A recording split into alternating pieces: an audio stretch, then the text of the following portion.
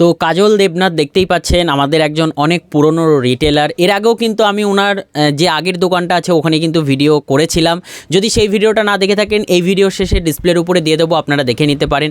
এবং আজকে দেখতে পাচ্ছেন এই যে মুদির দোকানটা, এটাও কিন্তু দাদাদেরই দোকান। তবে দাদা কিন্তু দুটো দোকান একসাথে সামলাচ্ছে এই মুহূর্তে। প্রথমে উনি সকালের দিকে এই দোকানটা সামলায় এবং বিকেলের দিকে কিন্তু উনি ওনার যে স্টুডিওটা রয়েছে সেই দোকানটা কিন্তু সামলায়। তো দাদার মুখ থেকেই শুনে নেব দাদার অ্যাড্রেসটা কী রয়েছে এবং কিভাবে উনি একজন হয়ে দুটো দোকান কিভাবে সামলাচ্ছেন। একদিকে কিন্তু এটা টোটালি মুদির দোকান বা ভ্যারাইটিস বলতে পারেন এক কথাতে, বিভিন্ন ভ্যারাইটি, শুধু মুদিখানা নয়, পাশাপাশি অনেক গিফটের জিনিসও রয়েছে। মানে সমস্ত কিছু এক জায়গাতে, যেহেতু পাড়ার মধ্যে দোকানটা রয়েছে তাই সমস্ত জিনিস কিন্তু চলে যাচ্ছে। তো দাদা এই ঠিকানাটা এক্স্যাক্টলি? অ্যাকচুয়ালি আমার ঠিকানাটা হচ্ছে এটা দিগনগর গ্রাম পঞ্চায়েত। আমার বাড়ি হচ্ছে কয়াতে, গ্রামের নাম হচ্ছে কয়া। এটা হচ্ছে আমার প্রপার অ্যাড্রেস, কৃষ্ণনগর 1 ব্লকের মধ্যে পড়ছে এটা। আর বিগত 10-11 বছর ধরে বিজনেস করছি। আর এই বাড়ির এই দোকানটা নতুন ওপেন করেছি, এটা বাবাকে করে দিয়েছি অ্যাকচুয়ালি। তো বাবা যেহেতু সকাল দিকটা টাইম দিতে পারে না, মাঠঘাট নিয়ে একটু ব্যস্ত থাকে, তাই মর্নিংটা আমি ঠাকাই, প্লাস আমার সেট আপ নিয়েও এখানে আমি আছি। আমার কাজটাও কাস্টমার আসলে ঠেকিয়ে দিতে পারি, আর এই আদারওয়াইজ এইসব মুদিখানা বা গিফটের এটাও ঠেকানো হয়ে যায়। আর আমার দোকান যেটা রেগুলার রুটিন আমার বিকেলবেলা, সেটা আমি আমার দোকানে ঠেকাই। এইভাবেই চলছে। আচ্ছা, মানে দুটো দোকান এইভাবে তুমি সামলাচ্ছ। তো এই দোকানটাই কটা থেকে কটা অবধি আর ওই দোকানটা কটা থেকে কটা অবধি? এটা মোটামুটি সকাল 6টা থেকে ওপেন হয়ে যায়। বাবা ফার্স্ট এসে ওপেন করে ফেলে সকাল 6টা থেকে। আমি মোটামুটি 8টার মধ্যে এখানে এন্ট্রি নিয়ে নিই, বাবাকে ছেড়ে দিই 8টার সময়। তো তারপরে সারাদিনই আমি এখানে থাকি। সারাদিন এখানে থাকার পরে 4টে পর্যন্ত এখানে থাকি। বাবা আবার 4টে এখানে এন্ট্রি নেয়। আমি আমার স্নান খাওয়া দাওয়া করে 5টার মধ্যে আমি আবার দোকানে চলে যাই। এটা হচ্ছে সারাদিনই খোলা মেনলি। এটা মানে এই দোকানটা সারাদিনই খোলা, সকাল 6টা থেকে রাত 10টা পর্যন্ত এটা খোলা। আচ্ছা।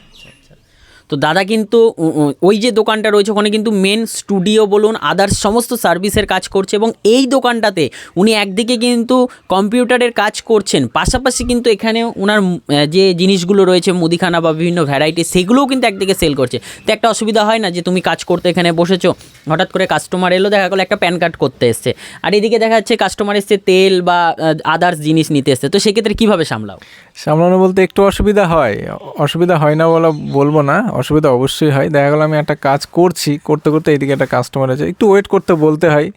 ঠিক আছে, তো কাস্টমার একটু ওয়েট করে গেলে আমি সেটা আবার এটা কাজ সেরে নিয়ে ওটা করে দিই, বা এখানে একটু হোল্ড করে এই কাস্টমারটাকে ঠেকিয়ে নিলাম, তারপরে আবার এই কাজটা করলাম। এইভাবে অল্টারনেট করে চলছে আর কি। তো বর্তমানে যে এইপিএস এর কাজ করছো, তো তোমার এখনো পর্যন্ত কি এইপিএসে কোনো সমস্যা এসছে?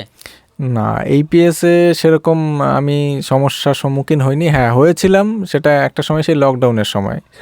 তারপর থেকে আমি আর এইপিএসে সেরকম সমস্যা আইডিও ক্রমাগত ভালোভাবেই চলছে। আইডি ক্রমাগত খুব ভালোভাবেই চলছে। তার মানে যদি আপনি এনপিসিআই নিয়মগুলো এবং সমস্ত কিছু মেনে কাজ করেন, সেক্ষেত্রে কিন্তু আপনার আইডিতে কোনো প্রবলেম হওয়ার নয়। আর আপনি যদি আপনার নিজের মতো রুলস সেট কাজ করেন, সেক্ষেত্রে কিন্তু আপনার আইডিও ব্লক হয়ে যেতে পারে এবং অনেকের হচ্ছেও, এবং আপনি কিন্তু খিলাপের বাইরে গেলে আপনার টোটালি সাসপেন্ড হয়ে যাবে, ফ্যামিলির নামেও কিন্তু আইডি নিতে পারবেন, এরকম পরিস্থিতি। তবে দাদা কিন্তু আজ 10 বছর ধরে এই লাইনে কাজ করছে। এইপিএস লাইনে কতদিন? এইপিএসে আমার টোটাল বিজনেস হচ্ছে 12 বছর রানিং। এইপিএসে মোটামুটি তার প্রায় 6-7 বছর। আচ্ছা, মানে এইপিএস এর একদম শুরু থেকেই তুমি রয়েছো? হ্যাঁ, শুরু থেকেই বলতে গেলে এইপিএস জাস্ট শুরু হয়েছে তখন থেকে, যখন আমি শুনতে পেয়েছি যে এইপিএস এইভাবে টাকা উইথড্র করা যায়, তখন থেকে আমি এই পরিষেবাটা মানুষকে দিচ্ছি।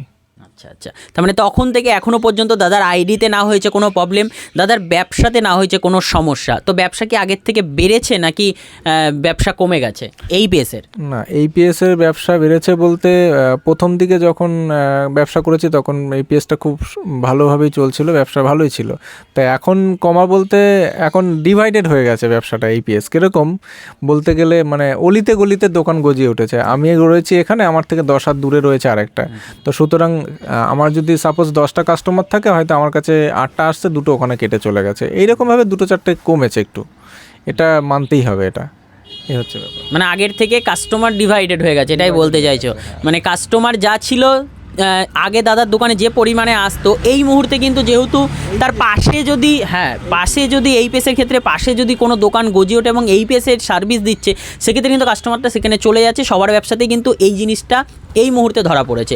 তবে ইন ফিউচার কিন্তু যেভাবে প্রত্যেকটা সাইবার ক্যাফে বলুন বা এইপিএসের ব্যবসা যেভাবে গজিয়ে উঠেছিল, কিন্তু আজকের ডেটে দেখতেই পাচ্ছেন এত রুলস। এই জন্যই যারা সঠিক নিয়মে কাজ করবে তারাই কিন্তু এইপিএসে টিকে থাকবে এবং শেষ অবধি কিন্তু সেই শেষ হাসিটা হাসবে। তো সেক্ষেত্রে এইপিএসে যদি কাজ করতে চাইছেন সমস্ত নিয়ম মেনে কাজ করুন।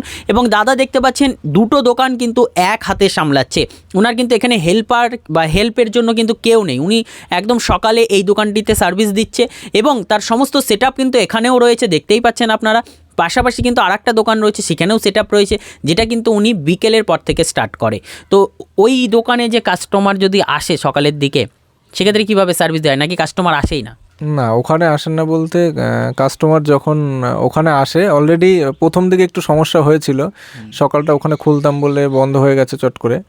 তো প্রথম দিকে কিছুদিন সমস্যা হয়েছিল, তারপরে এখন কাস্টমার জেনে গেছে যে সকালে বাড়িতে গেলে পাওয়া যাবে, কাস্টমার এখানেই চলে আসে আমার বাড়িতে। তো ওখান দিকে কাস্টমার এখন আর অসুবিধা হয় না, তারা আমার বাড়ি থেকে পরিষেবা নিয়ে যায়, সকালের পরিষেবাটা। আর বিকেলে যেমন রেগুলার রুটিন, ওখান থেকে পরিষেবাটা পাচ্ছি। তো কাজলদার সাথে ফার্স্ট ভিডিওটা যদি না দেখে থাকেন, অবশ্যই আরেকবার বলে দিচ্ছি, ভিডিওর শেষে কিন্তু ডিসপ্লের উপর আমি দিয়ে দেবো সবার প্রথমে যে ভিডিওটা আসবে, সেই ভিডিওটা কিন্তু দেখে নিলে তার পুরনো যে দোকানটা রয়েছে, যেটা এখনও রয়েছে, সেই ভিডিওটা কিন্তু আপনারা দেখে নিতে পারবেন। তো এই ছিল বিষয়, যে এক হাতে কিন্তু উনি দুটো দোকান এক হাতে সামলাচ্ছেন এবং উনি কিন্তু এইপিএসের ব্যবসা এখনও ভালোভাবে তার আইডি সহ চালিয়ে যেতে পারছেন। অনেকেই বলছেন যে এইপিএসের ব্যবসা আমি ছেড়ে দিয়েছি, আর কাজ করছি না। দেখুন, আপনি কাজ করছেন না বলে কি অন্য কেউ কাজ করছেন? অবশ্যই করছে। তাহলে কাস্টমারগুলো আপনার কাছে যারা যেত, তারা এখন যাবে না, তারা কিন্তু ফিরে আবার প্রথম দোকানেই কিন্তু চলে আসবে। এইভাবে কিন্তু সঠিক নিয়মে আপনারা এইপিএসে কাজ করুন, তাহলে কিন্তু লং টাইম পর্যন্ত কাজ করতে পারবেন। কোনো রকম সমস্যা আপনার এবং আপনার আইডিতে কিন্তু হবে না। তো এই ছিল ভিডিও, এই ছিল বিষয়। তোমাদের আজকের জন্য এটুকুই, পরে দেখার জন্য কোনো নতুন একটা ভিডিও নিয়ে। ততক্ষণ পর্যন্ত ভালো থাকবেন, সুস্থ থাকবেন, সাবধানে বুঝে কাজ করবেন।